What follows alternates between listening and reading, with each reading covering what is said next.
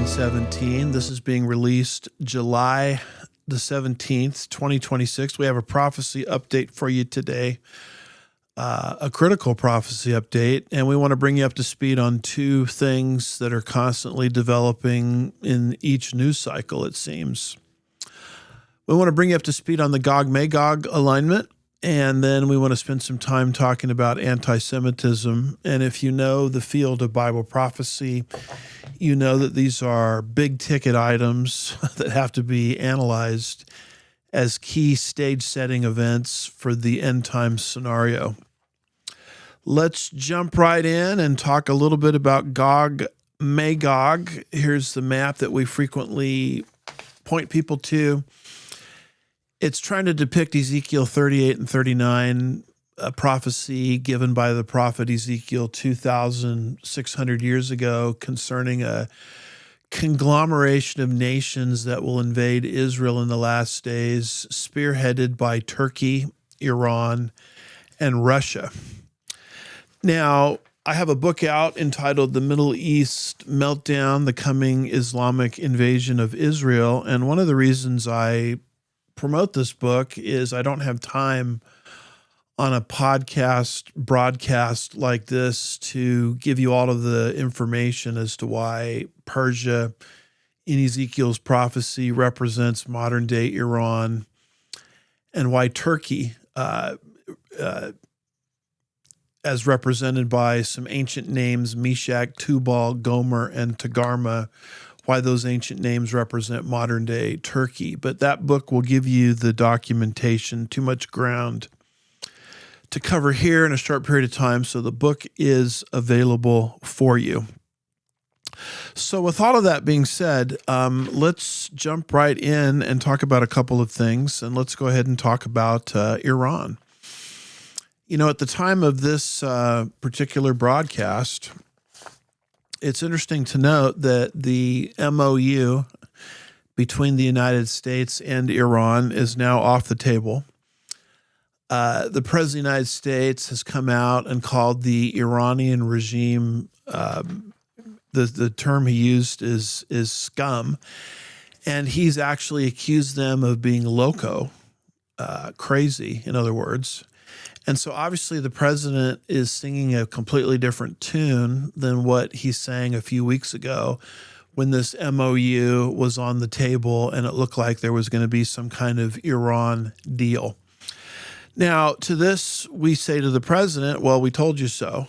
We told you this was going to happen. And the reason we say that is Iran, a Shiite Islamic theocracy, is not going anywhere. She's destined to play an end times role. And I do applaud the president for giving it a shot, giving it a try, trying to exhaust all of his options. And he certainly has tried to work with this regime. But the truth of the matter is you're dealing with powers that are operating by a completely different worldview and set of ethics and morals than what you find in the West. You're dealing with a power that is allowed to lie in order to advance the cause of Allah. That's called taqiyya. And you're also dealing with a regime that believes in something called hudna. Hudna is the idea that they will embrace a ceasefire, knowing full well that they have no intention of following through with the ceasefire. It's just an opportunity for them to regroup. And so, you know, the Iranian regime is what it is. I mean, it's a Shiite Islamic theocracy. It's been that way since 1979, and they believe that they can bring in their brand of Islam the 12th Imam to the earth through chaos and confusion that they themselves cause. And so, you know, the Steve Witkoffs of the world, the Jared Kushners of the world need to understand that on the front end when you try to enter into a bargain with these kinds of people. I mean, we all knew, based on what we understand about their brand of Islam, that this MOU wasn't going to go anywhere. And I guess what's sort of surprising is how fast we were proven right. We knew the MOU wasn't going to go anywhere because of reasons I've already described and depicted. But as evidence of this, let me draw your attention to this particular article from the Times of Israel. This one dated July the 5th, 2026. The title of it is At Khamenei Funeral. The speaker calls to kill Trump. And then it talks about posters and graffitis urge death to Netanyahu as well. So, I mean, are these the kind of people that you can really enter into an agreement with? I mean, of course not. And I mean, who at a funeral talks this way? But this is something that happens regularly in Iran. And I bring this to your attention just to show you that the mask is completely off. You can't deal with people like this. And it fits with what God said in his word concerning Ezekiel 38 and 39 and Persia or Iran being one of the principal invaders into the land of Israel in the last days. Just a little bit from this article. It says Iran's top officials and brothers of the country's new supreme leader emerged into public view Sunday to attend the funeral prayers for the late Ayatollah Khamenei, signaling a new confidence in their safety as calls grew for the killing of U.S. President Donald Trump. Their presence before hundreds and thousands of people in the capital of Tehran would have been unthinkable during the Iran war, which saw airstrikes in its opening moments on February 28th kill the 86-year-old Khamenei, his family members, and other officials. Israel also targeted others who appeared publicly during the war, in at least one case likely using the public appearance to fix their position for a strike. Their appearances came as posters and graffiti at the Grand Mosala called for the killing of Trump and Israeli Prime Minister Netanyahu. Here's an individual named Rasuli, a poet who emceed the event. Prior to the prayers, drew calls of death to America, that's a quote, and death to Israel, that's a quote also. Remember, Israel is the little Satan in their system, and we are the great Satan. U.S. federal authorities have been tracking Iranian threats against Trump and other administration officials for years. That stems from Trump's ordering of the 2020 killing of Soleimani, who led the Quds force. So there's this long-standing hatred that they have for Donald Trump. It's related to history. Going back to 2020, it's related to their Islamic ideology. And so when we had Operation Midnight Hammer, Operation Epic Fury, and there was all this talk about regime change and peace is going to break out into the region, a lot of us said not so fast. I don't think it's going to work out that way. Their ideology won't allow it. Their theology won't allow it. And history, is proving us right. And that my goal in this podcast is not to show that I'm right. Who cares what I think? Is to show that God's word is right. There's going to be no major internal reformation in Iran because God says in the last days scenario, Persia or Iran would be a bellicose, aggressive, regional power that would invade the land of Israel in the last days. In fact, here's a screenshot. This comes from X. This is from someone named Jason Brodsky. And what it says here is a new Iran regime terrorist banner threatening to kill President Trump at a hotel in Mashhad in Iran, of course. And look at what they're dangling from the hotel there. I mean, there it is in English. We will kill Trump. So that's why the President of the United States calls these people loco. He calls them crazy. He says they're scum. And this is who we were foolishly trying to barter with, agree with. And so what we're seeing is you can't barter or agree with these kinds of people. the Persian people, who I feel very, very sorry for, being murdered by the bushel, the bucket load, just figures of speech, probably somewhere between 40 to 80,000 people in Iran have been murdered since Operation Midnight Hammer, Operation Epic Fury, by their own government. And so all of this I bring to your attention to show us that it fits with Ezekiel's depiction of the last days scenario.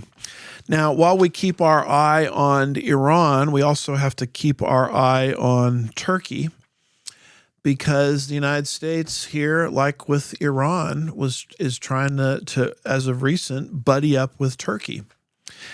In fact, Trump, not long ago, was just over there, and he made some statement about how, we're going to lift sanctions against Turkey.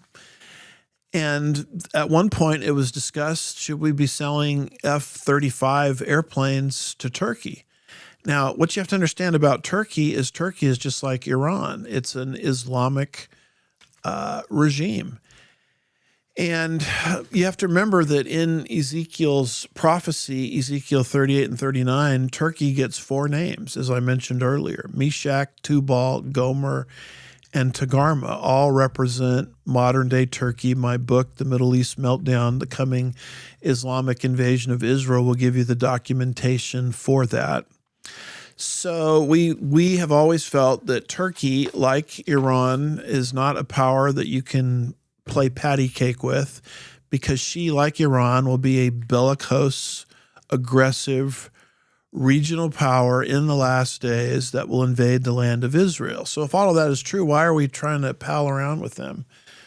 Well, I think the president is trying to build a coalition in the Middle East against Iran, but it's not going to go far, because Turkey is what Ezekiel said she would be in the last days. Everything that God said in those 2 nations, Iran and Turkey, is materializing. And this comes out very clearly through this article from the Al-Gemeiner. This one dated July 6th, 2026. The title of it is "Death to America. Netanyahu urges the United States not to provide F-35 jets and engine technology to Turkey." A little bit from this article. It says, as President Donald Trump traveled to Turkey for a NATO summit, Netanyahu warned that Ankara should not be allowed to acquire Lockheed Martin F-35 stealth fighters or F-110 jet engines that could support Turkey's domestic fighter aircraft program.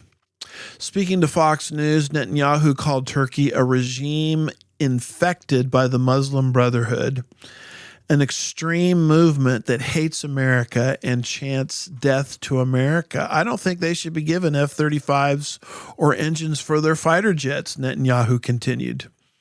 Turkey is a great country, but it is governed by a man who calls openly for the annihilation of Israel. He occupies half of the island of Cyprus, a NATO country. He's threatening Greece, another NATO country, and he talks openly about conquering Jerusalem, Netanyahu said, calling attention to the rhetoric of Turkey's Erdogan. The comments underscore growing tensions between Jerusalem and Ankara, whose relations have sharply deteriorated since the outbreak of the war in Gaza. Now, pausing for a minute, does that surprise you that relations between Turkey and Israel have deteriorated? It doesn't surprise me at all, because God's word says what it says. Turkey, like Iran, will actually invade Israel in the last days. Yeah, the Antichrist is going to bring in some temporal peace, but it won't fix the smoldering conflict lurking beneath the surface. Continuing with the article, Erdogan has been one of Israel's most vocal international critics, accusing the Israeli government of committing atrocities against Palestinians and suspending many aspects of bilateral cooperation. Israel's officials, in turn, have accused Erdogan of emboldening Hamas and pursuing policies that threaten regional stability. Last week in comments condemning Israel, Erdogan repudiated the genocidal, occupying, and expansionist ideology called Zionism, saying that the concept of Jewish self-determination, quote, threatens not only me, not only our party, not only our alliance, but everyone, close quote. Netanyahu's remarks came amid reports that the Trump administration is considering easing restrictions on defense cooperation with Turkey, including the possible sale of F-110 fighter engines for Ankara's indigenous KAAN fighter program, and potentially discussions about restoring Turkey's participation in the F-35 program. Israeli officials have argued that restoring Turkey's access to advanced American fighter technology would not only erode Israel's long-held military advantage, but also strengthen a regional government that has increasingly positioned itself in opposition to Israeli security interests. The issue has also drawn concern in Washington. A bipartisan group of lawmakers has recently urged the administration to maintain restrictions on Turkey's participation in the F-35 program, citing both the unresolved S-400 dispute and broader regional security considerations. You know, the truth of the matter is the more America gets involved in this kind of alliance with Turkey, the only thing we're really doing is we're arming Turkey to play its last days prophetic role. And I'm not sure how much of Ezekiel 38 and 39 the Trump administration knows or understands, but the truth of the matter is Persia, Iran, and Meshach, Tubal, Gomer, and Togarmah and Turkey aren't going anywhere. They're not going to disappear quietly into the night.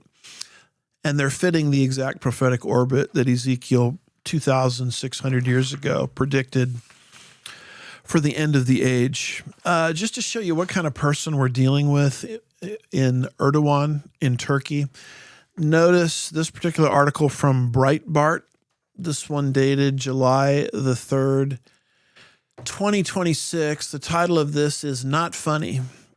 Erdogan has a Turkish comedian arrested for insulting him and Islam. So this is how dictators function. I mean, they're so unbelievably thin-skinned that anybody that criticizes them in any way, including a comedian, is arrested.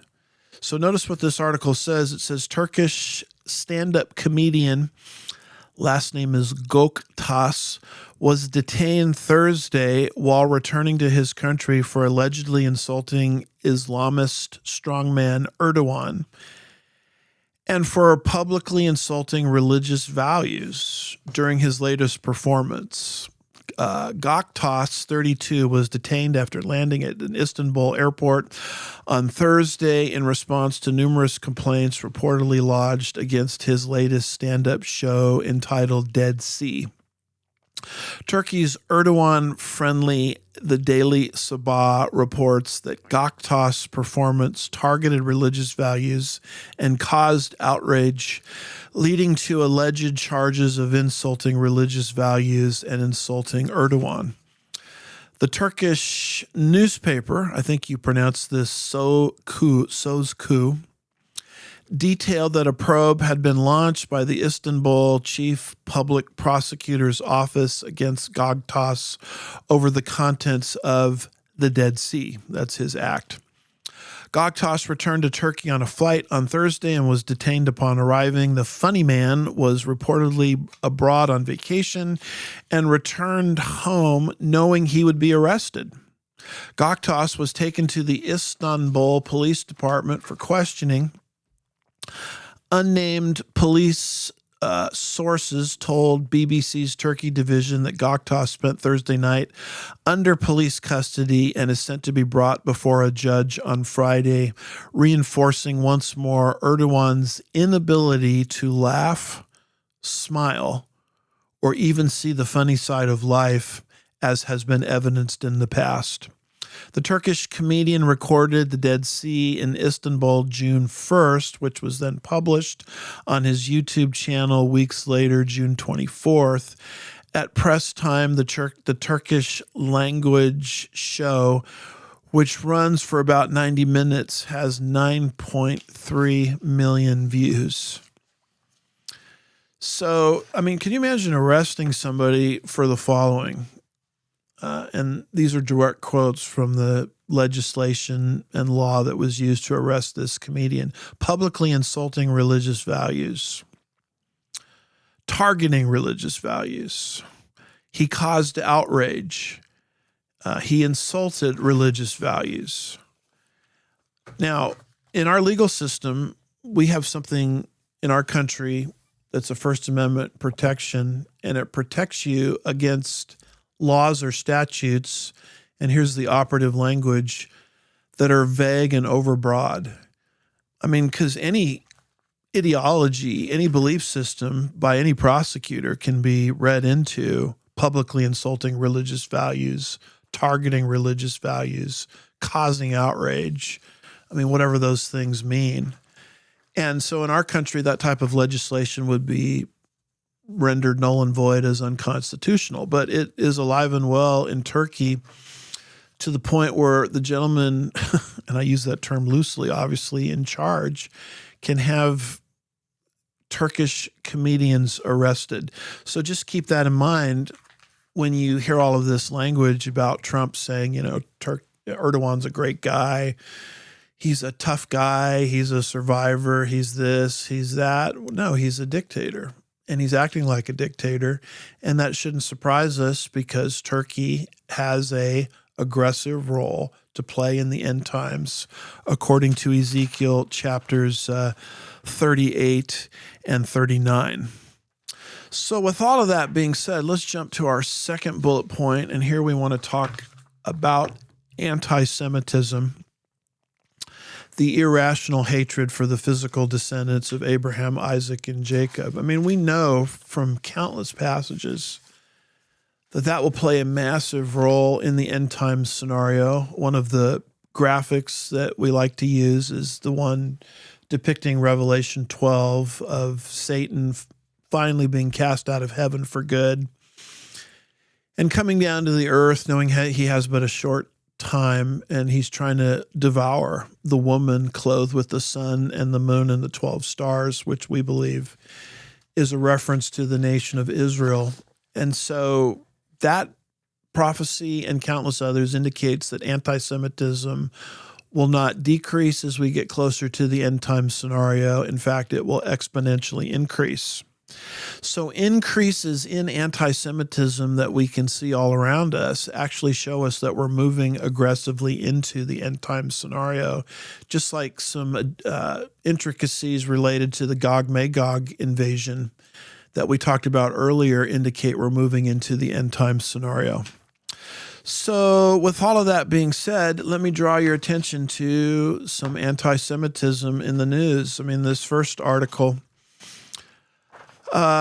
this one coming from abc.net, this one dated June 28th, 2026. It deals with the Bondi attack.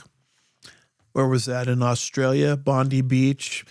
It says, Bondi terror attack survivor tells Anti-Semitism's Royal Commission he received an influx of hate. Now, this is someone who is Jewish that survived the attack, it looked like, going to die had it not been for some medical and surgical intervention. And you would think that, someone like that comes out of those circumstances would receive worldwide sympathy, but the opposite occurred. As his unique, terrible situation became well known on social media, there was this complete influx of hate against this man, and how the photographs depicting him as a bloody mess because of this attack were doctored, were made with ketchup and not real blood. And you have to say to yourself, what in the world is wrong with people? I mean, how could this man's survival be castigated rather than celebrated. And the reason is because God's word says anti-Semitism will have an uptick in the last days. In other words, the unsaved world looks at this man and says, this guy got what he deserved because after all, he's one of those Jews. And before I even get in this article, I want to make one quick point. You know, one of the things that's happened in Australia, and I've been to Australia a couple of times. I love the people there. But their right to keep and bear arms, you know, for a lot of reasons has been diminished. And you might wonder how this attack at Bondi Beach could have gone differently if the people there had an opportunity to defend themselves, which has been taken away by the Australian government and the people there, for whatever reason, you know, acquiescing. This is why the Second Amendment, the right to keep and bear arms, which is part of the American Constitution, is such a big deal. Because when you have an armed citizenry, terrorist incidents like this and their impact diminish accordingly, because you have kind of an Esther situation. I mean, you can read all about it in Esther 8 and Esther 9, where the Jews were allowed to defend themselves and they repelled an attack. Now, how can you do that when you're not armed as a people group? So anyway, this attack did happen. This man was severely injured, and as his recovery and situation was made known, the anti-Semitism flooded in. And there was actually a group called the Royal Commission set up to sort of monitor this anti-Semitism in Australia. So here's what the article says. Here's a summary of the article. It says the Royal Commission is examining the rise of anti-Semitism in Australia and its impact on Jewish Australians. The inquiry is also examining the role of social media in the spread of hate speech and the impact of online speech on the mental health of Jewish Australians. A survivor of the Bondi Beach terror attack has said he received an influx of hate, of abuse, of vilification, of AI manipulation after this shooting in December. Deep fake and altered images depicting a Bondi Beach terror attack survivor holding an Academy Award while covered in blood spread like wildfire online just hours after the shooting, a Royal Commission has heard. The inquiry called earlier this year. Let me say that again. The inquiry was called earlier this year after 15 people died during the terror attack in Sydney's East on December 14th, 2025. Witnesses to be called on Monday have experienced anti-Semitic hate speech, including Bondi Beach terror attack survivor. His last name is Ostrovsky. Mr. Ostrovsky told the Royal Commission an image of his injuries shared on X about 2 hours after the shooting prompted offensive comments and manipulated images. There were images of solidarity, but there was almost an immediate influx of hate, abuse, vilification, and AI manipulation, he said. It was surreal to be in that state that I was in hospital and seeing this material at the same time. He said social media comments labeled him a trauma tourist, an actor in a false flag, while some claim the blood depicted in the photo was instead ketchup or paint. Examples of manipulated pictures posted online that were shown to the Royal Commission include one of a bandage having been removed from his head, a photo of his bloodied face after the attack with tomato sauce bottle reference, and another with an Academy Award added to the image.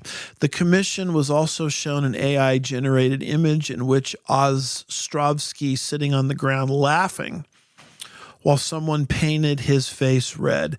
And listen to this. Here's a quote from him. "This was happening as I was literally being prepped to go into surgery," he said. I mean, could you imagine being prepped to go into surgery and be aware of this explosion of hate blaming you or saying you're faking your injuries. So this is information that this Royal Commission took in. This is what this article is documenting. Mr. Ostrovsky said some of the content was still online, including a YouTube video in which he was accused of being a crisis actor and an intelligence asset. Oh, this is all fake. This is a psyop. He's an intelligence asset. Doesn't that remind you of Candace Owens saying the whole Calvary Chapel movement can be connected to a CIA psyop? This is a type of insanity and silliness that's now taking place with consistency and regularity on social media. And I'm bringing this to your attention because it has to do with what God's word said would manifest itself in the last days, the uptick of anti-Semitism. Mr. Ostrovsky, who has hundreds of thousands of followers across a number of social media platforms, said the cumulative nature of the online harassment was overwhelming and dehumanizing. I try my best to block it out, but it's impossible, he said. It tries to completely erase my experiences and my trauma, he said. The abuse was relentless and vicious. It is a cesspool of Jew hatred that I cannot keep up with, he said. Now, this Royal Commission heard testimonies from other people. Here's one. Prominent businessman and philanthropist Stephen Lowy said his family had been subject to extensive anti-Semitism, with a security detail tasked with monitoring all online hate directed at the Lowy family.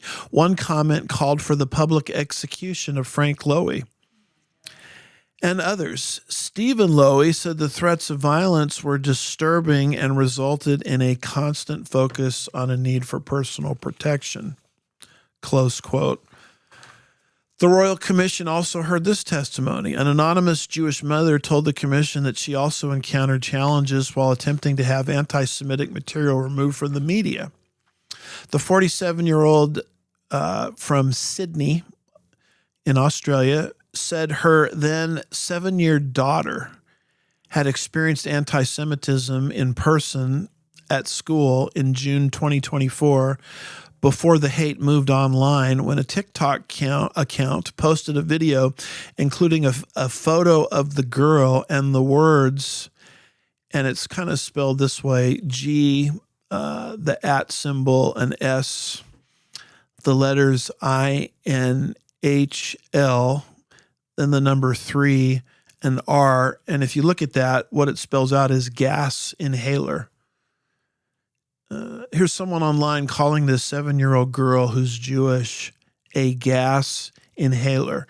And the 47-year-old mother, I think it is trying to get that evicted from or removed from the internet. And she's having a very difficult time doing it. You want to talk about cyberbullying? People complaining about cyberbullying, which I used to think was not real, but I've discovered it is real because I've had people cyberbully me, believe it or not. And if it can have an effect on me, a male of 6'6".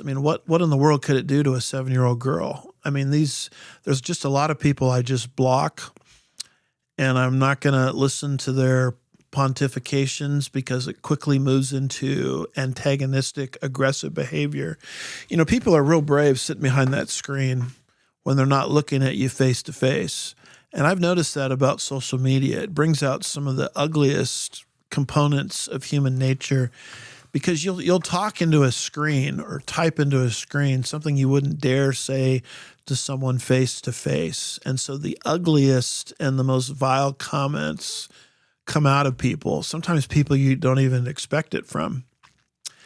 And could you imagine the effect that this type of anti-Semitism has on a 7-year-old? That's why we need to really think about this issue of social media. I like social media because of the free speech it gives us, but we have to be very careful about monitoring this with our children and grandchildren, and also monitoring, what we're actually going to allow into our lives. She said the symbols were used to spell the offensive phrase gas inhaler in a way that went undetected by automatic blocking. So because they spelled gas inhaler in a non-conventional way, this kind of fell under the radar screen in terms of being able to block it. That's why they had such a difficult time getting it extracted from social media. The woman said her daughter was devastated by the video. I can imagine. And this article goes on and talks about all kinds of other evidence that this royal commission heard. But this uptick in anti-Semitism is a sign that we're entering into the last days scenario. Here's more evidence of it. This is an article from Breitbart.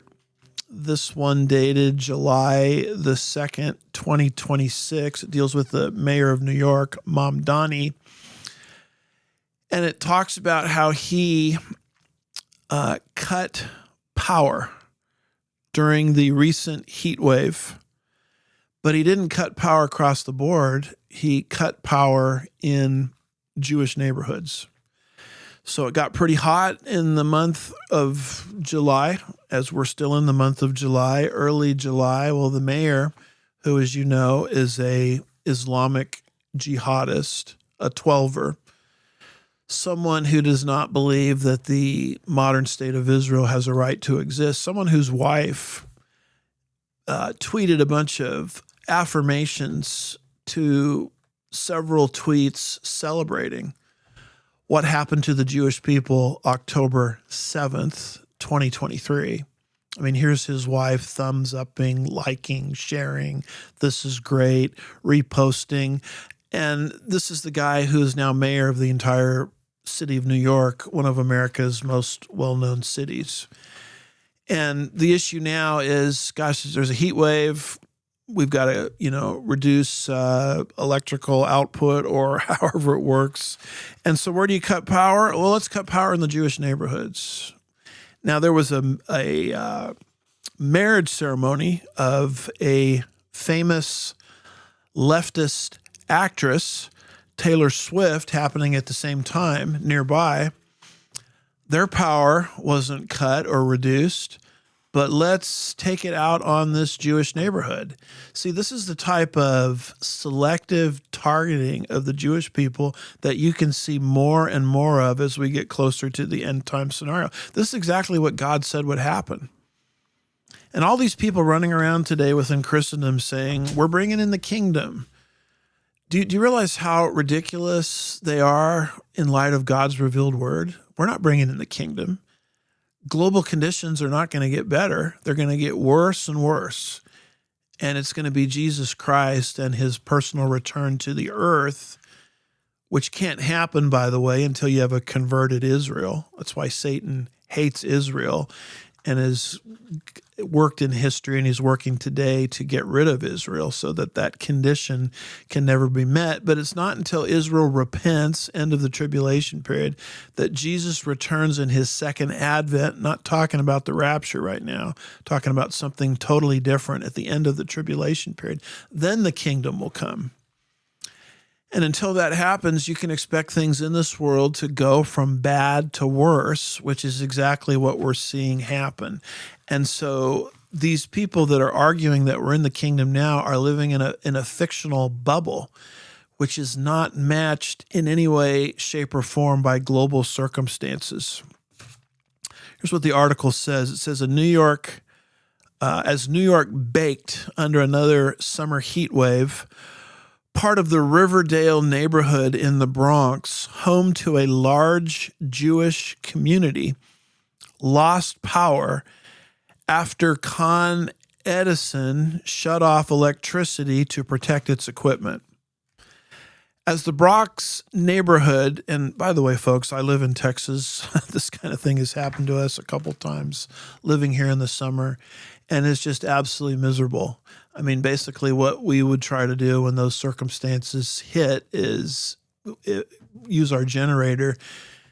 And if that is to no avail, because the heat is just too powerful, we just try to leave if you can and go to a city where there is power. So you can imagine electricity in the midst of a heat wave, being shut down in a whole neighborhood, that just coincidentally happened to be predominantly Jewish.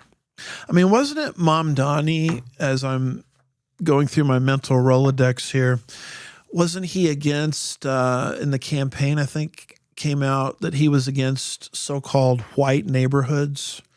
He was going to tax white neighborhoods, treat people differently based under the tax law, based on skin color. Well, here he's doing it with the Jews.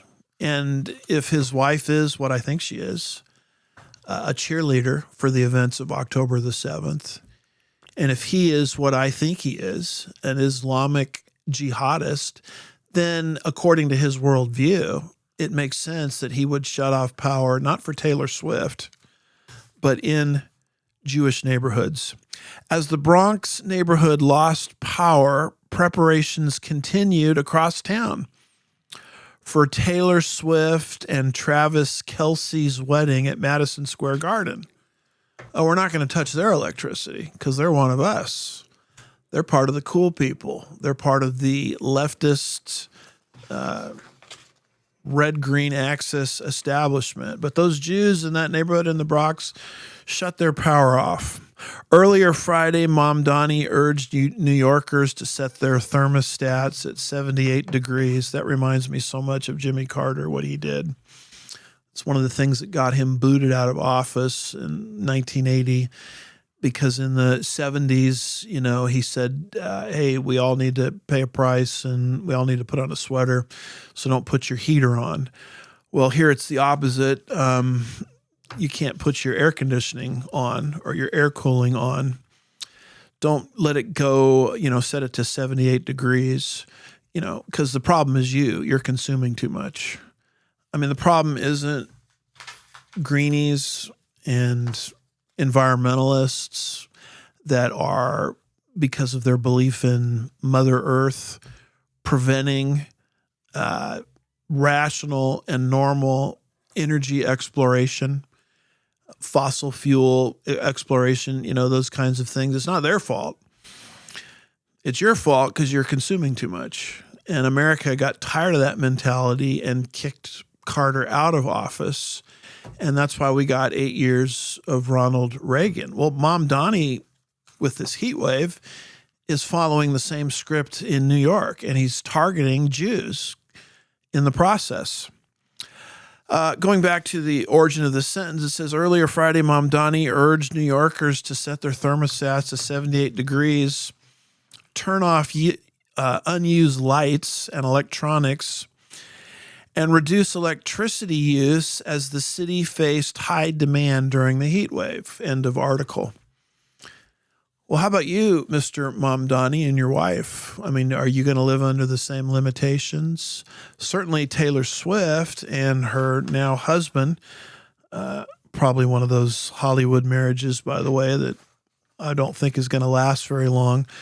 Certainly the rules don't apply to them, but they apply to, quoting the Reverend Jeremiah Wright, Obama's pastor, the rules apply to them Jews, close quote.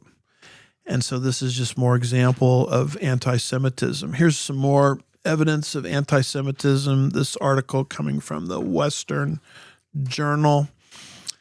This one dated July the 6th, 2026. The title of it is, in case you missed it, CNN says John Ossoff's 2028 presidential chances are better than Josh Shapiro because he doesn't read as Jewish. Now, can I give you a little history lesson, recent history?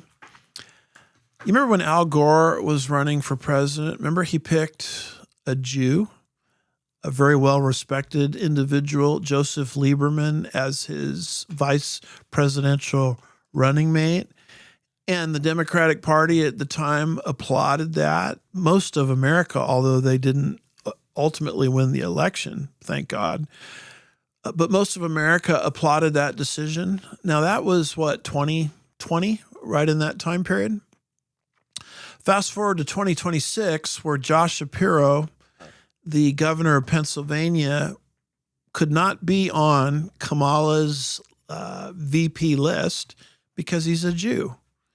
And he's written articles going back to his college days supporting the state of Israel, although he believed in a two-state solution, which is something I don't believe in, because I think the two-state solution is a final solution. But he supported the two-state solution, and he acquiesced that the nation of Israel has a right to exist. So here we are in 2026, a good quarter century after Joseph Lieberman, and Josh Shapiro could not be on Kamala Harris, could not be Kamala Harris's running mate because he's a Jew. I mean, that shows you that we're not dealing with your daddy's Democratic Party anymore. We're dealing with now an anti-Semitic party. Well, then on CNN, they get into this discussion of Ossoff. I mean, could he be president? Yeah, maybe he could do okay because he doesn't, and the CNN announcer, and I'll give you his name in a second, says, yeah, he's a little less Jewish or comes across a little less Jewish, or we can read him as a little less Jewish than Shapiro. So he's in, Shapiro is out. These are the kinds of internal discussions that are happening on the left that are blatantly anti-Semitic, that even a globalist like Al Gore 25 years ago wouldn't embrace. So this is what I mean by the acceleration of anti-Semitism in the last days. The article says, in a discussion late Tuesday on CNN, several pundits weighed in on whom the Democratic Party will pick as its presidential nominee next time around, especially in light of the Democratic Socialists taking several key House primary races. During the discussion, according to a transcript of the story with Alex Michelson, host of the Alex Michelson show, said, and here is the direct quote, "As a Jew, some people read a little more Jewish than other people, and John Ossoff may not read as Jewish as both Josh Shapiro does, for whatever it's worth." So this kind of Jew is okay for the executive branch because he doesn't appear quite as Jewish as other Jews. But Shapiro, he's out. I mean, this is a far cry from the days of Joseph Lieberman. The article says, by all measurable accounts, this shouldn't even be a question. Josh Shapiro is more accomplished, more driven, more on the ball than Ossoff has been or likely will ever be. But his Jewishness was likely what kept him off the ticket as Kamala Harris's running mate in 2024. His criticism of the Palestinian people, written when Shapiro was in college. See, in college, what was his crime, Shapiro? He believed in a two-state solution, but just stood up for the right of the nation of Israel to exist. Well, that's a crime too much for the Democratic Party to handle. I mean, Shapiro can't be a VP nominee if that's what he believes. And let's go back to his college record to flesh this out. This is a long sentence, so I don't know if I want to read the whole thing again. Well, here we go. His criticism of the Palestinian people, written when Shapiro was in college, became a political football 3 decades later. Here's how the article concludes. What is relevant is the fact that they vowed the rest of the party, including its establishment voices on CNN, into talking about who reads Jewish. When that's the kind of rhetoric you're hearing about how our next Democratic presidential nominee might be well decided, it's time for sane people to flee a sinking ship of hate, the article concludes. I mean, if you're a Jewish person, let me just ask you an honest question or put this assertion to you. Whether you know Jesus or not, I have no idea why you're supporting the Democratic Party. That, to me, is a total mystery when they don't have your back at all. And I know my party, the Republican Party, is not a perfect party, but it certainly is a much better place of refuge for Jewish people than the Democratic Party. Even leftists like Alan Dershowitz have come to that conclusion and have become, I don't know if he's Republican, but he's against the Democratic Party. Maybe he has joined the Republican Party for all I know. And he says, you know what, I don't really agree with the Republican Party on a lot of issues, but it's my only option because look at what the Democratic Party is doing to my people, the Jewish people, the physical descendants of Abraham, Isaac, and Jacob. So this kind of thing will increase as Islam increases. Is Islam increasing in the United States of America? Look at this article from jns.org, this one dated July the 1st, 2026, deals with Qatar, sometimes pronounced Qatar, the Doha deal, how Qatar purchased academic prestige. You might be wondering why so many people today, smart people, intelligent people, educated people, are buying into the anti-Islam narrative. Well, the ground was laid for that long ago by Qatar. And here's what the article says. Qatar has used its wealth to persuade 6 universities to open campuses in Doha. These partnerships raise urgent questions about financial transparency, academic freedom, institutional independence, and the price of access to authoritarian funding. Here are the 6 institutions: Virginia Commonwealth University, Cornell University, Georgetown University, famous American universities, by the way, Northwestern University, Carnegie Mellon University, and Texas A&M University have all accepted substantial sums tied to their Doha operations, often with limited public disclosure of the purpose of the conditions or broader consequences of the funding. In 1997, the Virginia Commonwealth University School of Arts in Qatar, otherwise known as VCU Arts Qatar, became the first American university to establish a presence in Doha's education city. It offers bachelor's degrees in arts, history, fine arts. Listen to this. Of VCU's $434 million in Arab donations reported to the U.S. Department of Education since 1986, $383 million of the $434 million came from Qatar. More concerning, the Qatar Foundation retains a 50% share of intellectual property developed on campus and a say in a curriculum changes if they pose a significant budgetary or academic impact. In other words, here is Qatar controlling curricula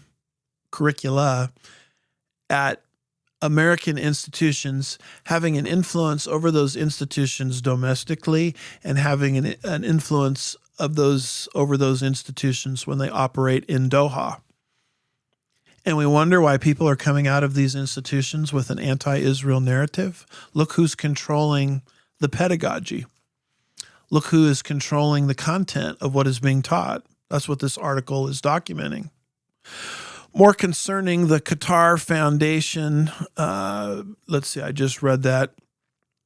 Let's talk a moment about Cornell.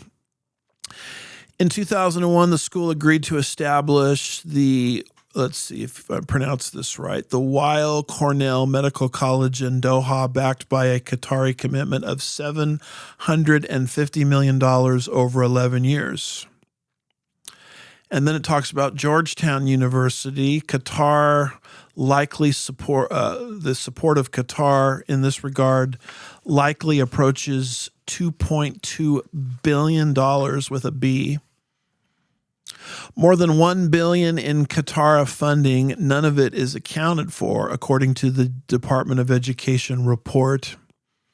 As if to underscore its abdication of moral responsibility, the university awarded Her Highness Sheikh last name Nasser, Nasser, mother of the Emir Chair of QF, its president's medal, one of the highest honors it bestows.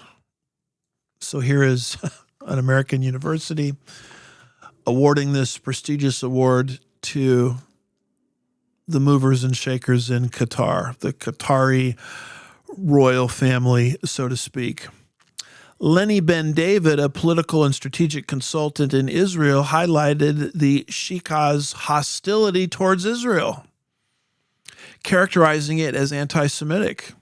As an example, he cited her 2023 speech in Turkey, who we just got finished speaking of a little earlier, where she declared, "For decades, we have witnessed Israel spreading fabricated historical narratives, which were refuted by many historians, including Israeli ones. These narratives have taken over the world's collective mind, and if someone dares to debate any Israeli narrative, he is cast aside, having been accused of anti-Semitism, which in itself is another problematic narrative." By anti-Semitism, they mean the Jews have taken a monopoly on the Semitic race, which they attribute to themselves while denying its application to other nations which speak Semitic languages like the Arabs, Assyrians, and the Chaldeans. Nice speech. Hey, she's royalty. Hey, look at all the money Qatar gives to our university. Let's give her some prestigious award. I mean, you wonder why people are coming out of these schools with anti-Israel perspectives. This is the reason. They're being bankrolled by Qatar. The article goes on and it mentions Texas A&M. It says, it mentions Northwestern University. It says in 2021, Joseph Ura, U-R-A, the former chair of the Qatari campus's liberal arts program, stated that he was removed from his position for defending a professor whose contract was not renewed after she tweeted pro-Israel sentiments. So if you're pro-Israel, you're out. If you're anti-Israel, you give a speech about it, and you're royalty, and you give a lot of money, we'll give you a prestigious award. I mean, doesn't the Bible talk about the love of money is the root of all evil? I mean, these schools are selling their souls for the almighty dollar. And in this case, it's not even a dollar. It's Qatari currency. In 2015, Professor Stephen Eisenman, then president of Northwestern's Faculty Senate, visited the Doha campus and reported that NUQ faculty enjoyed only limited academic freedom, not just to Qatari's strict censorship laws, but also many were untenured. That means if they're too Israeli, you can fire them. He observed that the students appear to have internalized many speech restrictions and willingly operate within them. Lack of free speech protection cannot be legitimized as a matter of cultural difference, he wrote. This is someone critiquing what Qatar is doing. It's the exercise of power by a representative government over its people. As of 2021, Eisenman reported that none of his recommendations had been implemented. His report no longer appears on the university website, etc., etc., etc. Great article documenting all of this. Here's how it concludes. The terms Qatar demands are clear. Accept the money, follow our laws, protect our narratives, and trust us when we say that academic freedom is being respected. No, it isn't. There's only one viewpoint that's allowed. American universities have been accepting these terms for nearly 3 decades. See, all this stuff I'm describing here has been 3 decades in the making. We're just now seeing the ripened fruit of it. I mean, what does the Bible say? You reap what you sow. You put a good seed into the ground, you're going to get a good crop, not immediately, but it'll be there eventually. You put a bad seed into the ground, bad crop. And we're looking at all of these kids coming out of these schools with an anti-Israel mentality. The best schools probably in the United States of America, among them, some of the best, and we're wondering what is going on. Well, it has to do with some bad seed that was put into the ground through Qatar funding 3 decades ago. The article says they respect academic freedom, but they don't.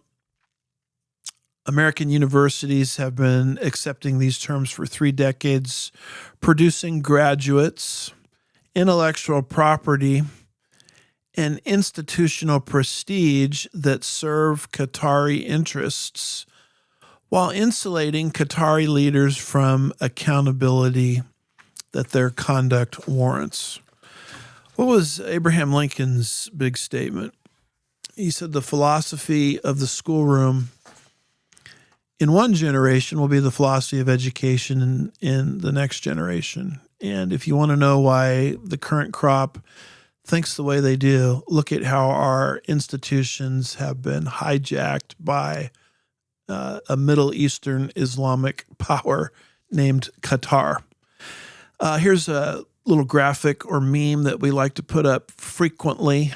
This is the Trojan horse. You know what that is from history and Greek mythology. You know, beware of Greeks bearing gifts. And of course, you let the Trojan horse into the city walls, and you don't fully understand that the army that's about to destroy you is going to pop out of that big Trojan horse. All they had to do is get it inside the city walls.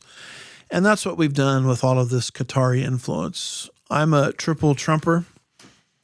I voted for Trump 3 times. I like a lot of the things that he has done, but this idea that we're going to just accept these gifts and accept these airplanes from Qatar, that bothers me because of what Qatar is doing to our country in terms of cultural jihad, also involving some of our most prestigious academic institutions. And it's not just Islamic forces and political forces that are expediting this path into anti-Semitism. It's forces within Christendom itself. Notice this article, this one coming from the newarab.com, which is interesting because look at how interested the Arabs are in this ecclesiastical decision. It deals with the PCUSA, Presbyterian Church USA. And I realize that there are different sects and segments and sections of Presbyterianism. You know, I grew up spending a lot of time as a young person at a Presbyterian church. At the time I was so young, I didn't know the difference between PCA, PCUSA, but the church was great, very nice people. I went to their vacation Bible study as a youth, played kickball in their parking lot, ate the cookies and drank the punch that they put out for the kids at Vacation Bible School. They taught some good things. I believe that particular church I'm thinking of was Presbyterian Church USA. But today, folks, I would have nothing to do with the PCUSA church because of decisions that it's making at the highest levels denominationally, sometimes without even the awareness of the laity, that are anti-Israel. I mean, this particular church that I'm thinking of had all of these very conservative, loving Christian people that were very interested in the end times and Israel's role in the end times, but that's not how the leadership was thinking. And that's not how the highest echelons in the so-called denomination were thinking as well.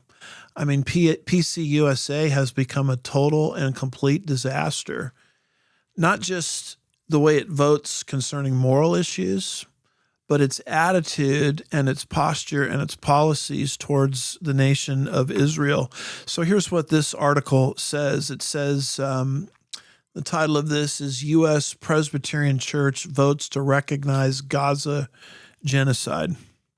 It says the United States' largest Presbyterian denomination has voted to recognize the genocide in Gaza and oppose an arms embargo and divest from Israel on Tuesday, adding to another major divestment vote that was conducted on Sunday. Again, this is a July 1st article, so this is very recent. The General Assembly of PCUSA voted to officially adopt a resolution that will have the institution identify with Israel's war on Gaza as a genocide, lobby U.S. Congress for an arms embargo against Israel, and encourage its members to boycott Israeli products that contribute to its war. The vote, look how lopsided this vote was, 454 to 15. Now, this is not your father's or mother's Presbyterian church. I mean, this is not the church that I went to Vacation Bible School at. I mean, this is a denominational machine that goes against virtually everything the Bible teaches concerning support for and the future for the nation of Israel. And it quotes all of these muckety-mucks at the highest levels. Here's a quote from Bob Ross. The overwhelming votes of our church made this week signal a major shift in public opinion on Palestine. Here's another quote from Reverend Addie Domsky. Notice how many of these pastors involved in this vote are women. Maybe that's part of the problem. I think when you read 2 Timothy chapter 2, verse 12, Paul is pretty clear that there should be a gender restriction on shepherds of a church. But this individual is quoted as saying, though many individual Presbyterians have been naming the genocide since it began, the importance of the larger assembly coming together to clearly name what is happening to Palestinians, both in Gaza and the West Bank, allows our collective church to more effectively participate in the larger movement for Palestinian liberation, especially the BDS movement, boycott, divestment, and sanctions. Here's another quote from Ross. We'll continue to work in the solidarity with our partners in Palestine until they achieve liberation and return. Liberation? What do you mean liberation?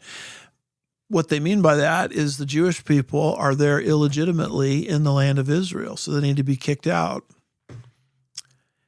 And any country or any organization or any business that is supporting the nation of Israel, we need to boycott those businesses.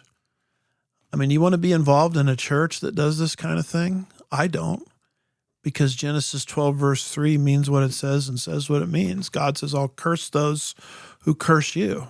And that's what the PCUSA church is doing by way of cursing.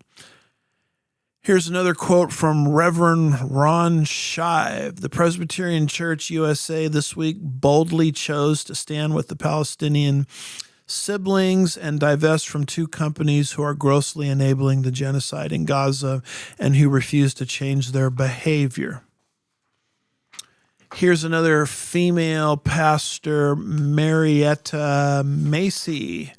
She says, we have a responsibility as people of faith to leverage any powers and privileges that we have to make this a more just and peaceful world for our siblings, including the Israelis who are sacrificing their own humanity by carrying out this genocide. Here's how the article ends. The PCUSA was the first major institution in the world to divest from companies profiting from the Israeli occupation of Palestinian territory, including divesting from HP, Motorola, Caterpillar in 2015 and Israeli bonds in 2024.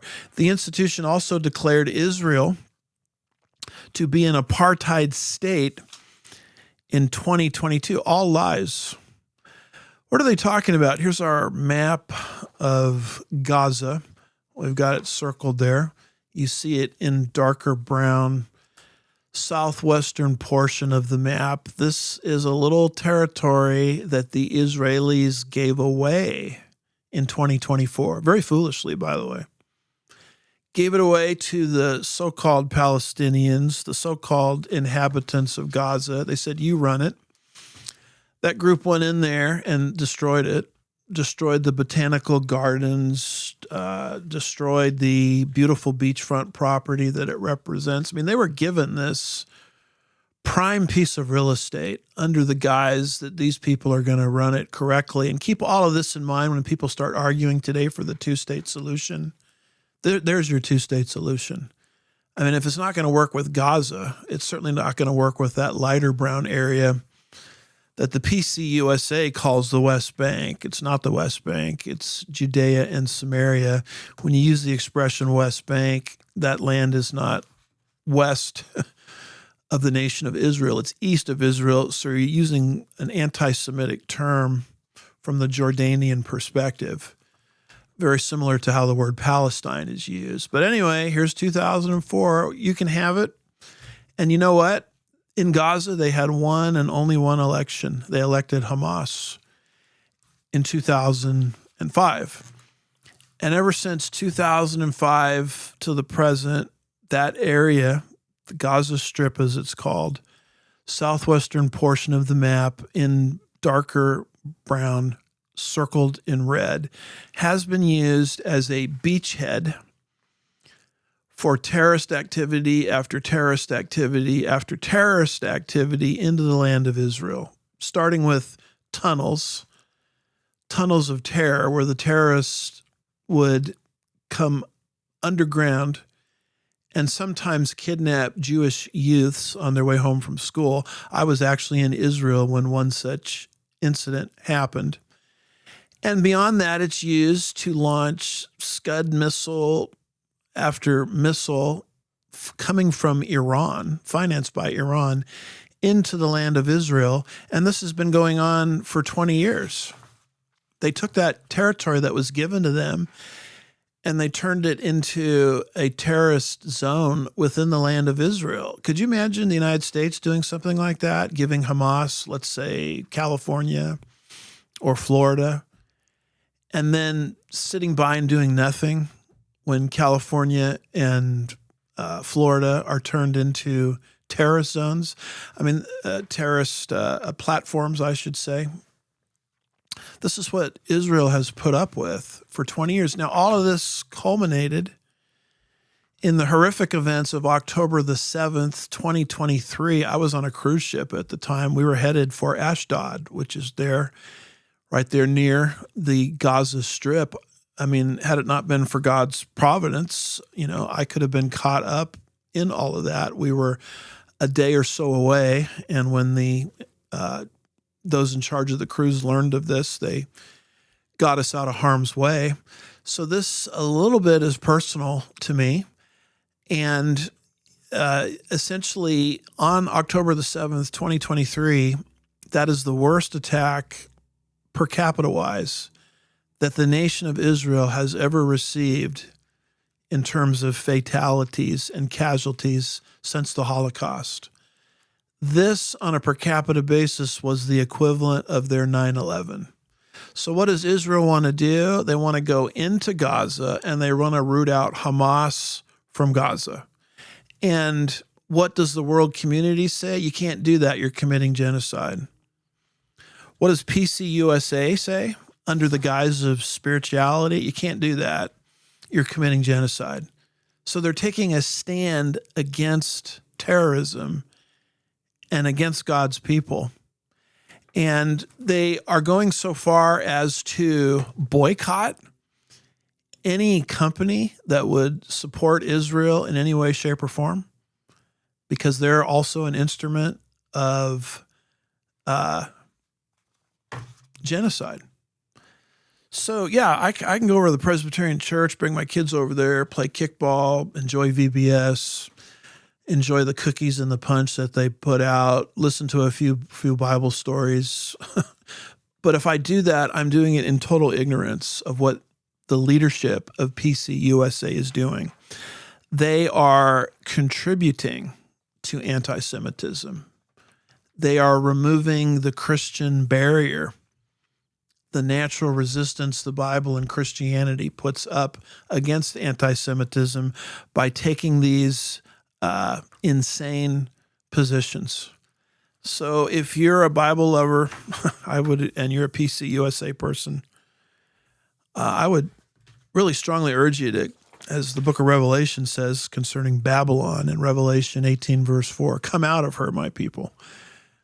I do believe in literal Babylon in the end times, as you know, but I'm applying that kind of in a loose way to PC USA. I mean, do you want your presence and your finances to go to support an organization that thinks this way and does these kinds of things, even though they run a great VBS? I mean, at some point we got to get over our naivety and start standing for truth and standing for God. But these things will increase as we get closer to the end of the age. Let me wrap up, and this may take me a little bit of time to do this. But I want to talk about the anti-Semitism as we're dealing with this subject being aimed at the Scofield Reference Bible. I am drawing from a Facebook post of one of my Facebook friends named Michael Mislon, and he has a great Facebook post on this whole subject of the Scofield Reference Bible. And he is reacting to this picture that we have of it. I think we actually have a bigger picture of it. It says Scofield Reference Bible. There's an arrow, and it says the author is Satan. And if you look down beneath it, it says printed by the Oxford Rothschild Press. And so this kind of thing was floating around on Facebook, and Mike Mislon reacted to it in a very well-written and well-documented Facebook post.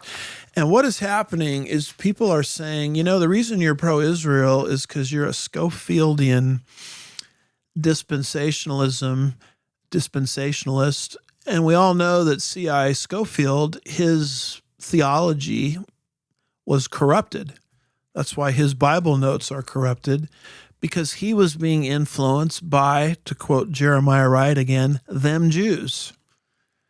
So the whole Scofield Reference Bible is nothing more than a Zionist prop-up, a Zionist product of the New World Order to get naive Christians to support the state of Israel, is basically what they're saying.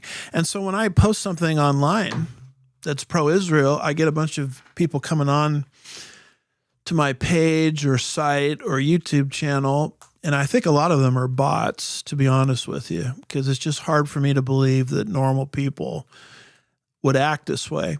But they start accusing me of being a person who has a corrupted theology because I'm drawing it from Scofield. And we all know that Scofield was being financed by the Jewish Rothschilds to support the state of Israel. And so I've been brainwashed, is basically what they're saying. The reason I'm pro-Israel is not because of Scripture. It's because of this Scofield corruption.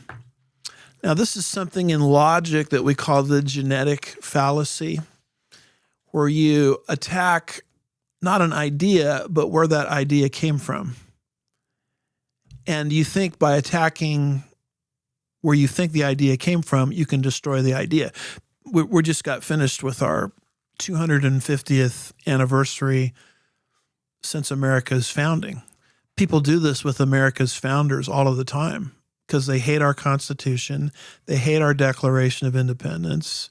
They're Marxists or communists, and so they want to scrap America's experiment with limited government and replace it with maximum government. Well, what do you do with the Constitution, which stands for limited government? What do you do with the Declaration of Independence, which stands for rights that we have coming from the state, coming from God rather than the state. Well, you have to trash it. And so how do you trash it? Critical race theory. You say, well, Thomas Jefferson owned slaves. And you try to drag up every bad thing that our founding fathers ever said or did. And I'm sure there's a lot to drag up, as with anybody, because there aren't any perfect people. God uses crooked sticks to draw straight lines. I mean, read the Bible. None of the characters of the Bible, other than Christ, were perfect. The Bible says, for all have sinned and fallen short of the glory of God. So if God is going to use people, he's got to use imperfect people. So if you want to destroy the idea that our founding fathers brought forth, you drag up a bunch of mud about the founding fathers. So what do you do if you're anti-Israel and anti-Semitic and hate the Jews? And all these Christians want to support the Jews because God's word is favorable to the Jews. What do you do with that? Well, you say, well, they're really not getting their ideas from the Bible. They're getting it from Schofield's corrupted theology. And we all know that Schofield was negatively influenced by them Jews, the Rothschilds.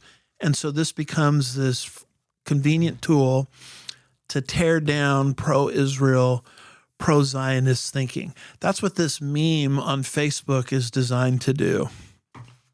So here's a little bit from Michael Mislan's Facebook post. There's 10 points here. And here's just the introduction. It says, the photo depicting the Scofield Reference Bible as having been authored by Satan has generated 750 likes in just 6 hours. Did our Scofield Reference Bible really come from Satan? Were its notes deceptively constructed to gain support for Israel, who actually is of the synagogue of Satan? ? Mike Mislan responds here with 10 points. Number 1, there is no Oxford Rothschilds Press. You remember what that Bible said? Oxford Rothschilds Press. Surprise! There's no such thing. It's Oxford University Press or Oxford Press, not Oxford Rothschilds Press. So the whole thing here is manufactured. Notice the gold foiled, if we can put it up again, imprint on the Bible cover, which reads, Author Satan. Now zoom in under and read, printed by the Oxford Rothschilds Press. The facts are there never was an Oxford Rothschilds Press. What's actually printed on the cover page of the Scofield Reference Bible are the words Oxford University Press, which has never been owned by the Rothschilds, a prominent Ashkenazi Jewish family, nor have they emerged or partnered with the Rothschilds family. Now, John Rich on the Tucker Carlson show came on the Tucker Carlson show. This is when I first started to learn that Tucker was not moving in the right direction. Had this entertainer on named John Rich, and John Rich essentially tried to link John Nelson Darby and the Scofield Reference Bible to the Rothschilds. That's what this meme is trying to do. And of course, Tucker just sat there like a clapping seal in a potted plant, because we all know he has an agenda, and said nothing by way of cross-examination, and treated Mr. Rich with a completely different set of gloves than he treated Huckabee with, Ted Cruz with. He just let this guy spew his propaganda.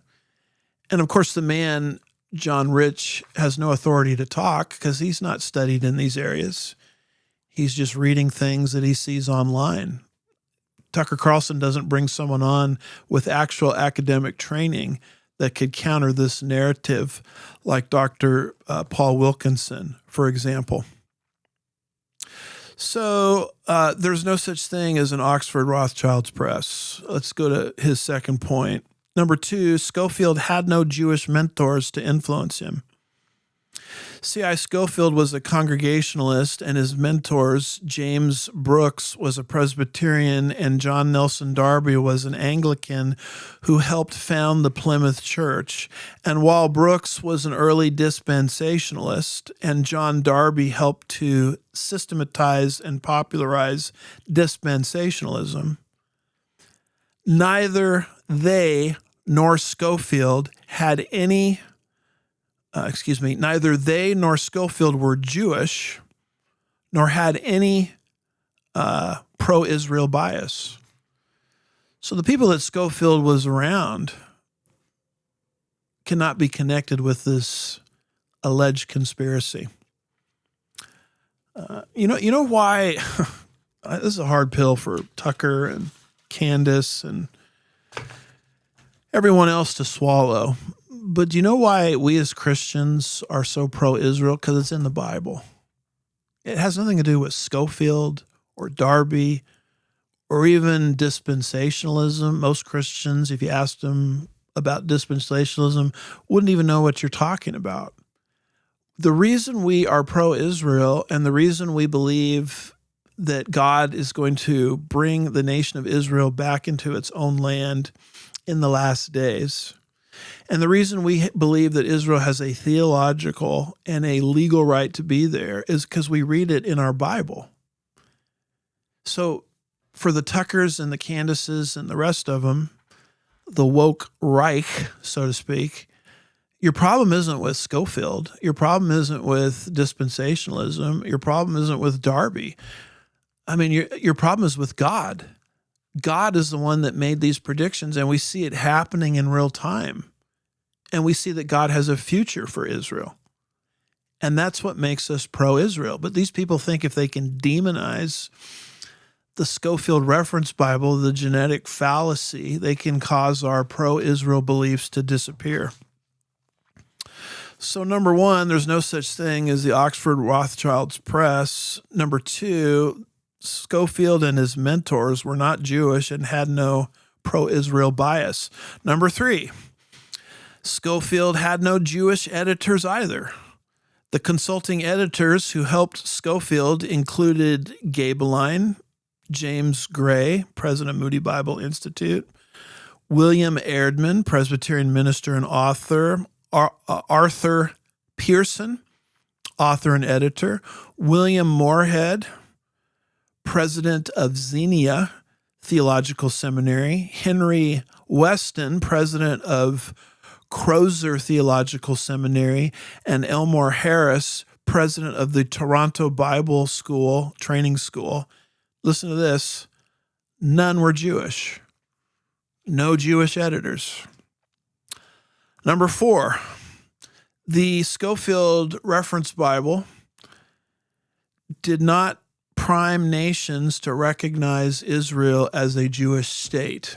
And I'm looking at our sheet here. I see we're up to number two. We're actually up to number four. The Scofield Reference Bible did not prime nations to recognize Israel as a Jewish state.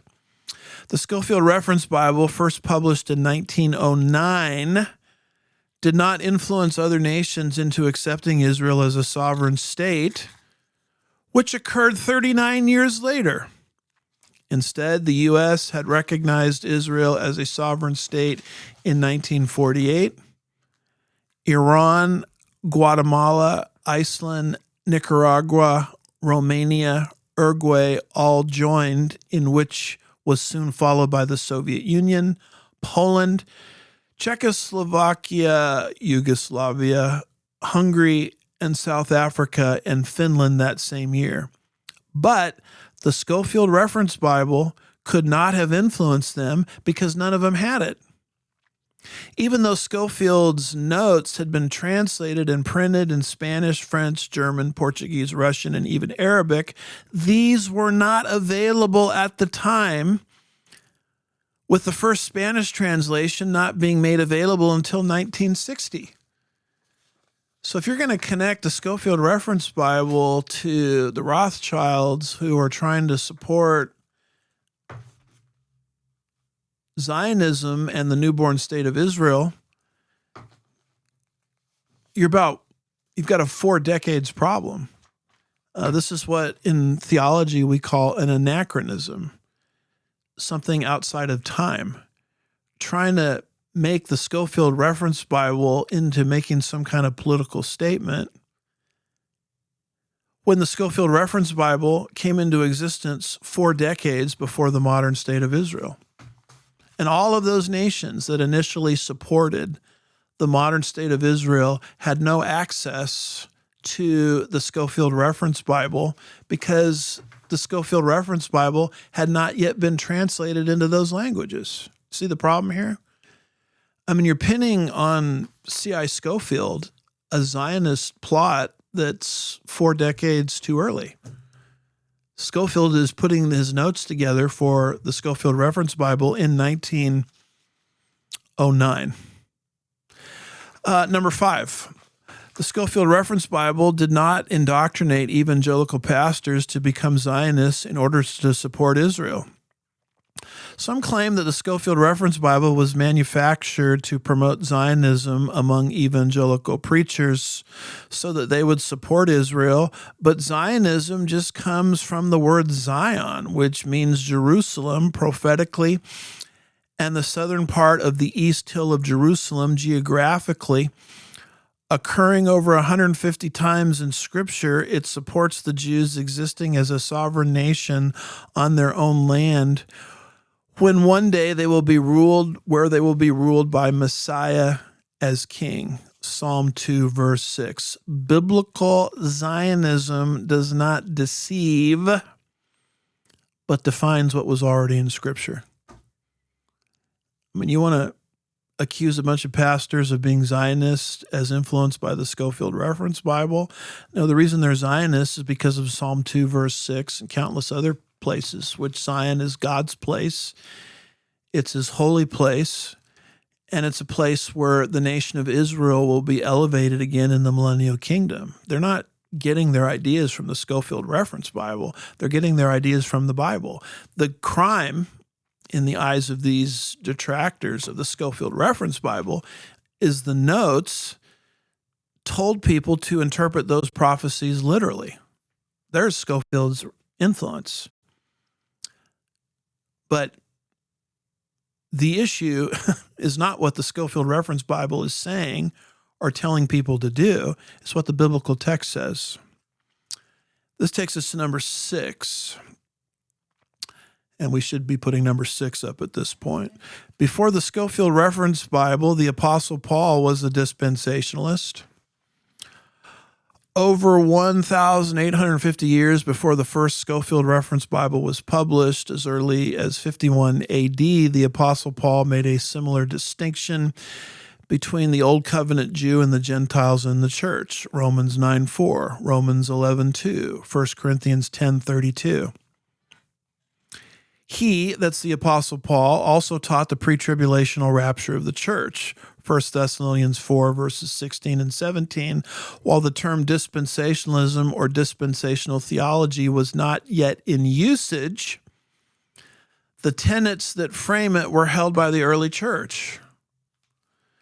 So if you want to track dispensational ideas, pro-Israel, pre-trib rapture of the church, future for Israel, Zionism, etc. Well, you can find those ideas in the text, the biblical text. You can find those ideas in the writings of the Apostle Paul. So it's not going to do you any good to tear down the Scofield Reference Bible because all it's doing is quoting biblical truth and encouraging readers to interpret that truth in a plain or normal sense. Number 7, before the Scofield Reference Bible, Irenaeus of Antioch was a pre-tribulationalist. He quotes here Irenaeus of Antioch. In his Against Heresies, Book 5, Clement of Rome wrote, quote, "For all the saints and the elect of God are gathered prior to the tribulation that is to come and are taken to the Lord, lest they see the confusion that is to overwhelm the world because of our sins," close quote. Now, here's a part of his work Mike, what is his last name? Mislun, that I probably wouldn't agree with. He is quoting Irenaeus, but I'm not really sure Irenaeus said this. I think this actually goes back to someone named Pseudo-Ephraim, which still takes you very early in church history, the 4th through the 6th century BC. But here's the quote: "For the saints and the elect of God are gathered prior to the tribulation that is to come and are taken to the Lord, lest they see the confusion that is to overwhelm the world because of our sins." Close quote. This English translation was cited from the Byzantine apocalyptic tradition. And since Irenaeus was a disciple of Polycarp, who in turn was mentored by the Apostle John, with some historians claiming that John was his grandfather, there's very good reasons to believe that his pre-tribulational rapture, a major tenet of dispensationalism, was maintained by the early church, and that we should earnestly contend for the faith which was once for all delivered to the saints. So his point is, you know what? You don't find these truths beginning in 1909 or with Darby, because that's what they say over and over again. This is the genetic fallacy. Schofield and Darby came up with these things. Those men were corrupted by them Jews, and so the theology is corrupted. Don't listen to people talking about a rapture, pre-tribulational rapture, a future for Israel, Zionism, supporting Israel, etc. When the truth of the matter is those ideas precede the Schofield Reference Bible. They probably didn't go by the fancy names we call them today. You know, Zionism, pre-tribulationalism, premillennialism, dispensationalism, but the ideas are there in the biblical text, and they're there in some of the earliest church fathers. He, I think, is incorrectly quoting Irenaeus here, but his point still stands because that quote can be found in what we call Pseudo-Ephraim, the Syriac 4th to the 6th century BC, long before the Schofield Bible or John Nelson Darby ever arrived on the scene. Number 8, the Schofield Reference Bible dispensational theology was held by many seminarians. Around 164 years before the Schofield Study Bible came out, dispensational theology was already being used as an essay topic in theological college papers. For example, in 1744, Morgan Edwards, the pastor of the Baptist Church in Philadelphia and founder of Brown University, which was the first Baptist college in America, wrote an essay at Bristol Baptist College in England outlining the pre-tribulational return of Christ. Now, here's another area I'd have a slight disagreement with the author. I've looked at Tommy Ice's, who's researched many of these things, his work on it, and he shows that Morgan Edwards, I think, held to some kind of understanding of the rapture, which was not necessarily pre-tribulational. But he did show a distinction between the second advent and the rapture. He may not put it where I put it, pre-70th week, but that distinction was there. And so this point might be a tad overstated, but the concept is still there. William Watson wrote a book, Dr. William Watson, called Dispensationalism Before Darby, where he shows all of these dispensational statements in existence long before Darby, long before the Schofield Reference Bible. So I accept in general what he's saying here in point number 8. Point number 9, the Schofield Reference Bible was not authored by Satan. Schofield's baggage of alcohol dependency plagued him after his conversion, resulting in scandalous consequences that made him a target of anti-Semitic Christians. But since only God knows his heart, we cannot claim that he was an agent of Satan. Moses was a murderer with no record of repentance, yet God still used him to free his people, to receive the law, to speak to him face to face, and permitted his glory. Abraham intentionally deceived the Pharaoh in Egypt, as well as Abimelech, Again, with no record of repentance, yet God counted him as righteous. He called him the friend of God. And knowing the Apostle Paul, the early church, Irenaeus of Antioch, preachers James H. Brooks and John Nelson Darby, as well as the co-editors of the Scofield Reference Bible, were all directly linked to dispensational theology.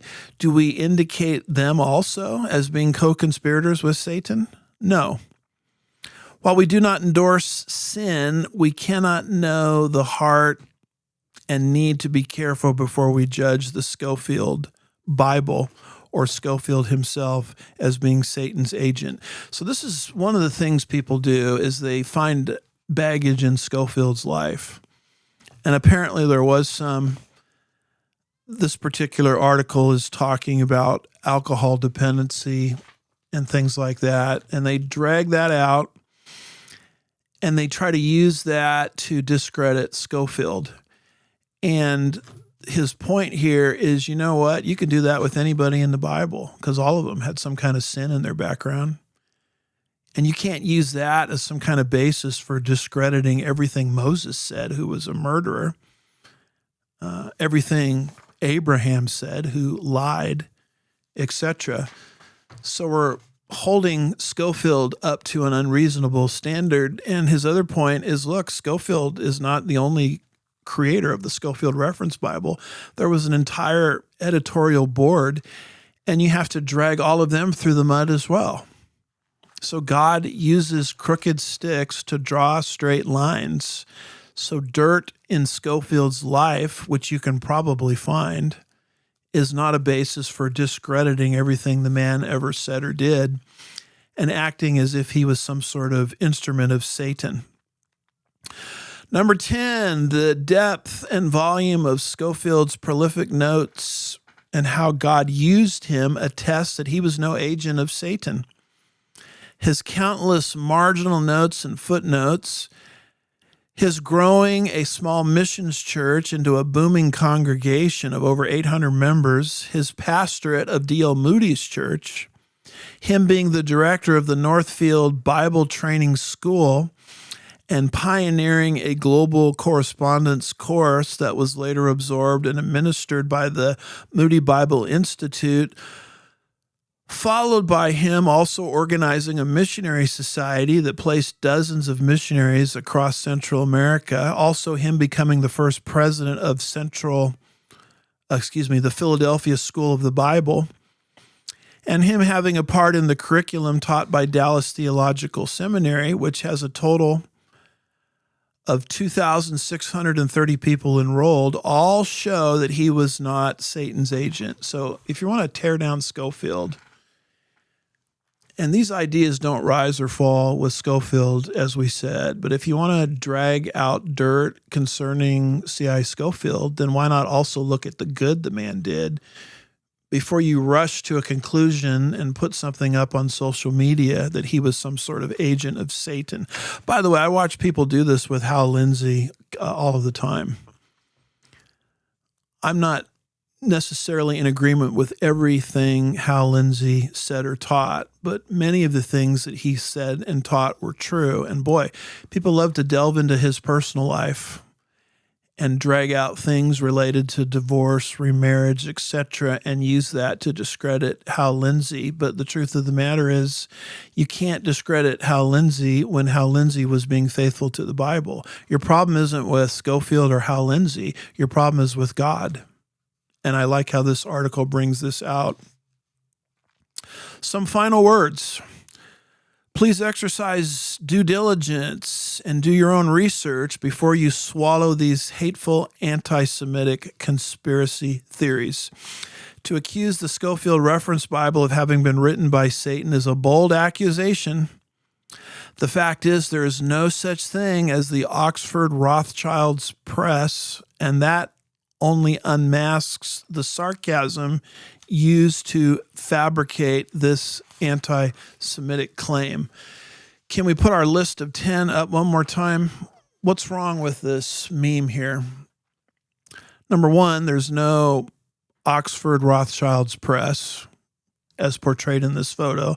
Number two, Schofield had no Jewish mentors to influence him. I mean, how could he be part of a Zionist conspiracy to confuse pastors when he has no Jewish mentors to influence him? Number three, he's not the only compiler of the Schofield Reference Bible. He had an editorial board. None of them were Jewish. Number four, the Schofield Reference Bible did not prime nations to recognize Israel as a Jewish state for the simple reason that it was written 40 years before the nation of Israel became a Jewish state. And those countries outside of the United States that recognized the newborn state of Israel did not even have the Schofield Reference Bible translated into their language. Number five, the Schofield Reference Bible did not indoctrinate evangelical pastors to become Zionists in order to support Israel, because the concept of Zionism is found in the biblical text. Advancing the slides, number six, before the Schofield Reference Bible, the Apostle Paul taught all of the truths found in the Schofield Reference Bible. Eschatological truths, I should say. Number seven, before the Schofield Reference Bible, Irenaeus of Antioch was a pre-tribulationist. Now, I'd tweak that a little bit and just substitute the word pseudo-Ephraim. But with that substitute being made, this argument still stands.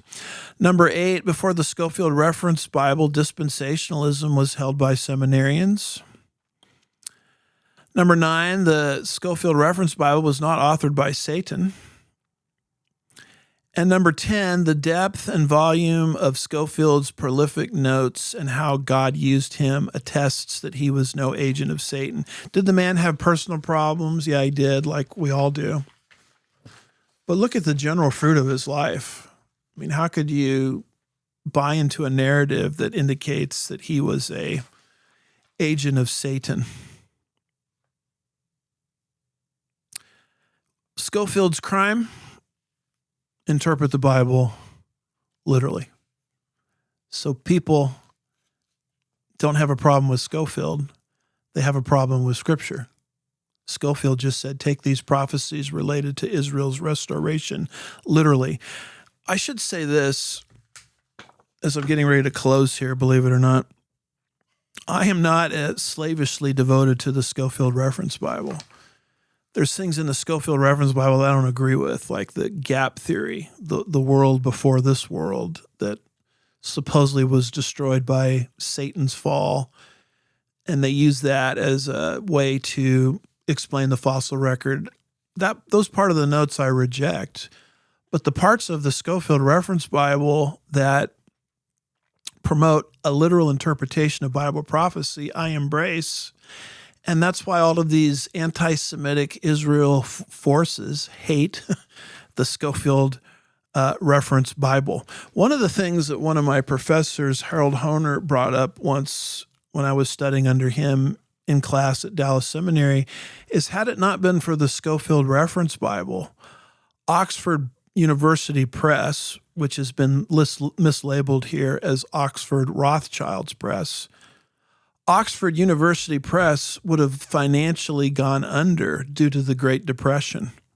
And the only thing that kept that institution afloat was the Schofield Reference Bible, because people of that time period, when they got down to their last dollar, Great Depression, they wanted to buy a Bible.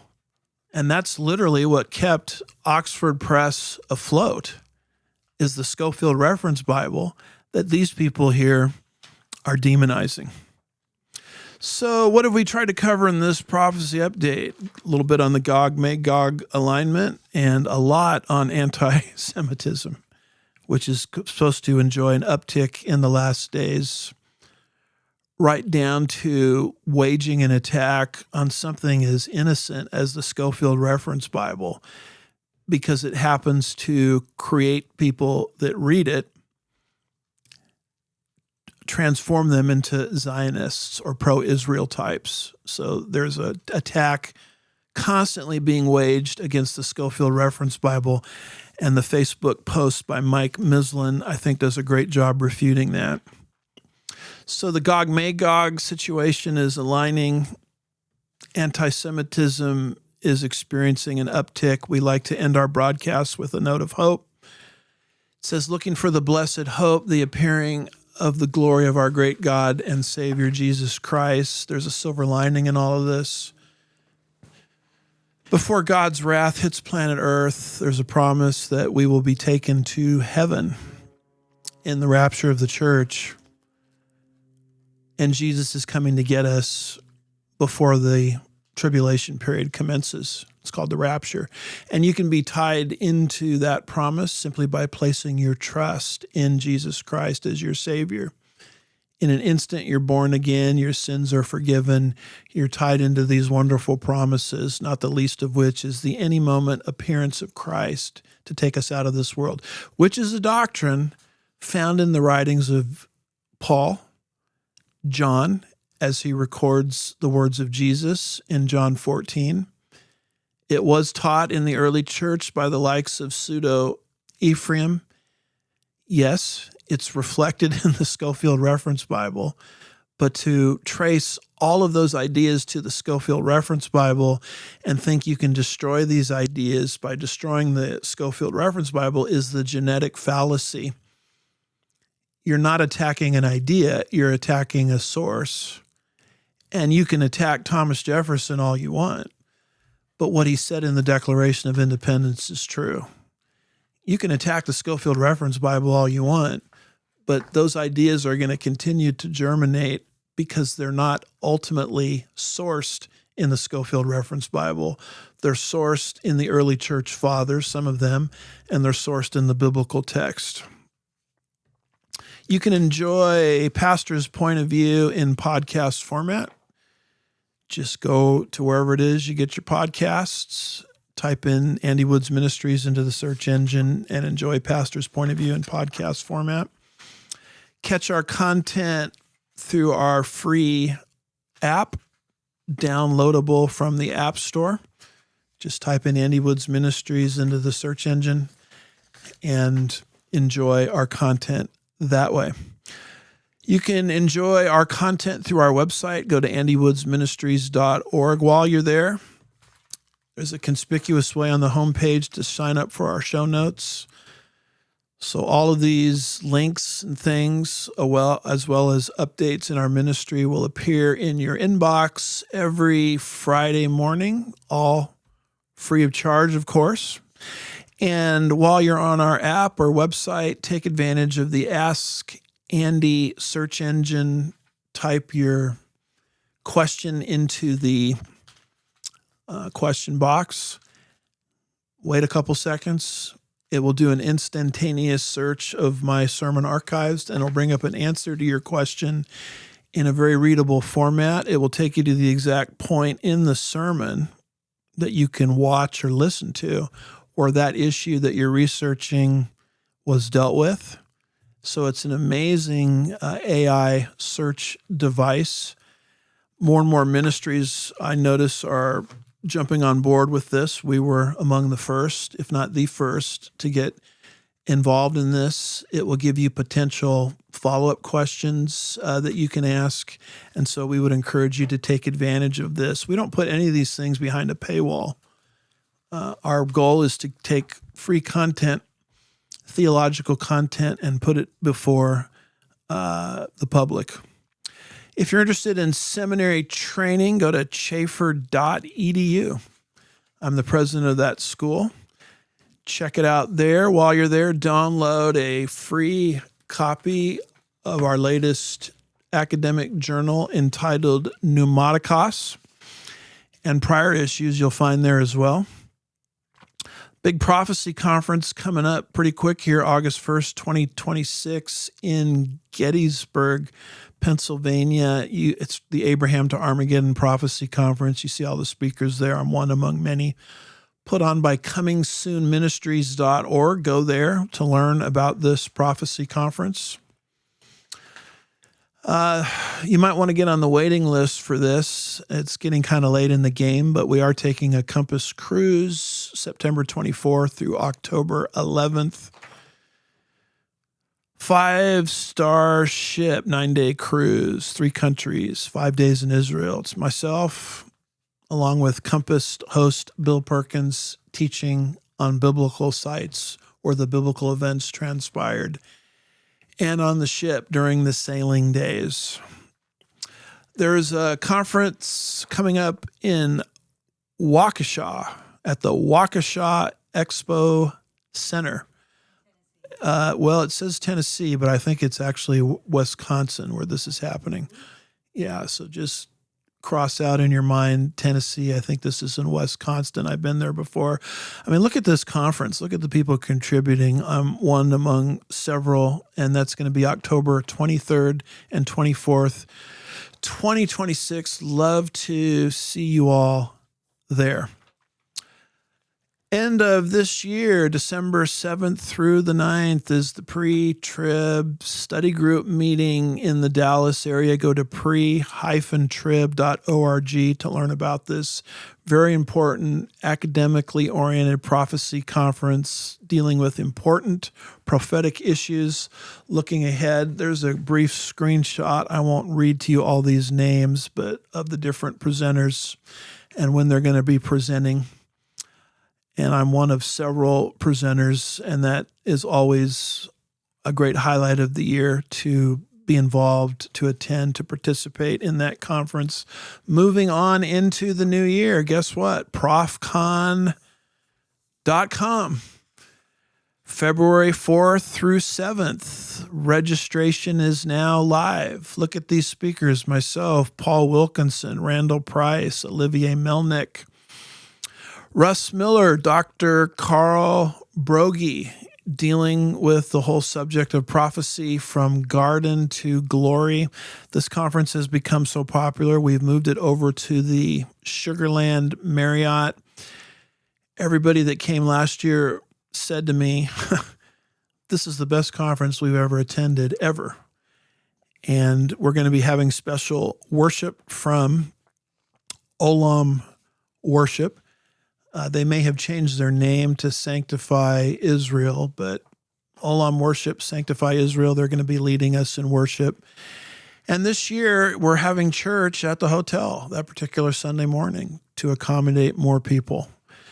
So since this is somewhat new, a few things on this. You can find this at profcon, PROPHCON.com. Has its own official site, but there is a link to it on the Sugarland Bible Church SLBC website to redirect people. We have an official ProfCon Facebook page, PROPHCON. We also have created a Facebook community called ProfCon Fellowship. All this is found on Facebook. And we're hoping prior attendees and those who are interested in attending can connect with each other for fellowship and discussions. And so we're very happy to be moving forward with this. God has greatly blessed this event, and we're trusting Him to do that and more into the new year. That will be February 4th through the 7th, 2027. My book, The Bible in Your Vote, is out. Great time to consult that as we move towards the midterms in November. We need to learn how to vote biblically. I have a pamphlet that's out, published by lighthousetrailsresearch.com, called The Mystery of Anti-Semitism. It's based on the talk I did at ProfCon. And it's an exposition of Revelation 12, which is what we got into today. So if you want to know where anti-Semitism comes from, consult that booklet. You can read the content for free online at the website below. I'm not sure if it's visible to you, but it's entitled lighthouseresearch.com. And if you want hard copies of this booklet, they're very cheap. And you can find those on this website as well. I'm involved in a new ministry venture called The Watchman's Call. Short, 25 to 30-minute concentrated teachings on different topics in Bible prophecy. It airs in the Houston area 100.7 KKHT every Tuesday evening from 5:30 to 6 p.m. If you don't live in the Houston area, you can catch it live at their website, kkht.com, and it's archived at one place. Go to oneplace.com, type into the search engine The Watchman's Call, and you can catch these teachings there. You'll notice at the bottom it says 1 second after the rapture. That's part 4 of a 5-part series, and I'll be getting ready to start a new mini-series there. While you're there, do me a favor. Could you give me a like, follow, and a subscribe? It helps me there in the algorithm on One Place. We also have this stuff, these series, archived, if you will, on our website and on our app. That's all I've got for today. Thank you for watching Pastor's Point of View. God bless you, and Lord willing, we'll see you next time right here on Pastor's Point of View. Thank you.